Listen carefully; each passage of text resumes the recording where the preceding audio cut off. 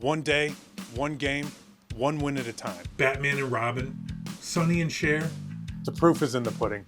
He likes to clear his mind and refocus by reading.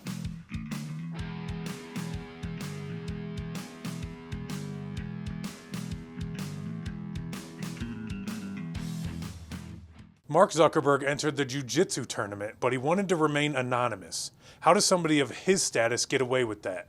First, he signs up using his first and middle name only. Second, he wore a disguise, of course. The Paul brothers do it again. Logan Paul this time gets another big name to sign to a fight. A former UFC champion, the notorious Conor McGregor.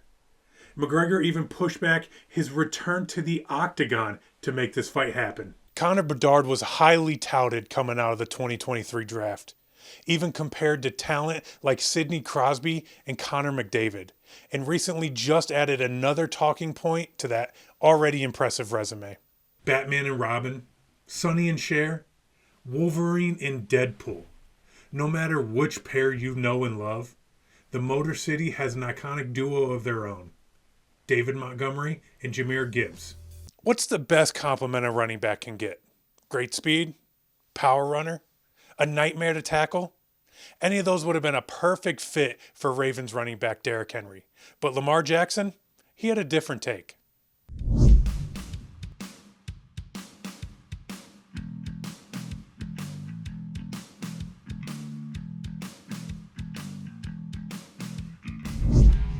Speaking of money and attention, Jon Jones versus Tom Aspinall.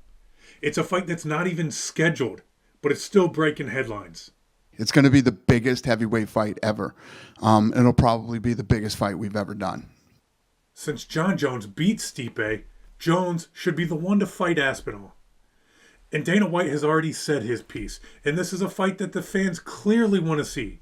But as far as any of us know, there are no plans to make this fight actually happen. But why not?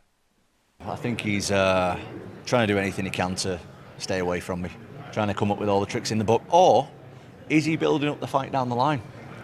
Jon Jones said that he doesn't want to fight newcomers anymore. So is he really building up this fight to make more money? And the bigger question, is he really even ducking Aspinall? You can't duck a man that you were never scheduled to fight. Me and Dana and Hunter have never sat down and talked about Tom Aspinall. He's never been on my radar. We don't know if this fight is even going to happen. We don't know if this conversation is even going to happen. What we do know is that Dana White fully expects Jon Jones to just disappear for a little while. Maybe they'll get it scheduled. Maybe they won't.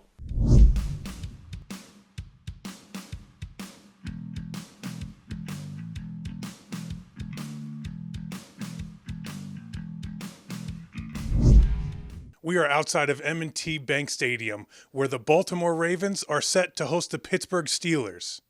Both teams come into this matchup in very different ways. The Steelers are 10-7 on a 4-game losing streak and have many first-round exits hanging over their heads, while the 12-5 Ravens were able to bounce back and win the division, went on a 4-game win streak to finish their season, and secured the 3 seed.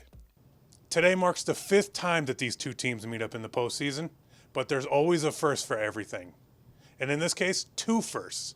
It's the first time that the Ravens host the Steelers in the playoffs. And it's the first time that Lamar Jackson gets to play the Steelers outside of the regular season. We know it's at stake. It's when to go home. Man, it's a team we're very familiar with. Great team at that. And when to go home, we just locked in, dialed in. Who could think of a better way to start a wildcard weekend than with an AFC North rivalry? These two teams didn't just play for a spot in the postseason. They play for pride. They play for the legacy of this historic matchup.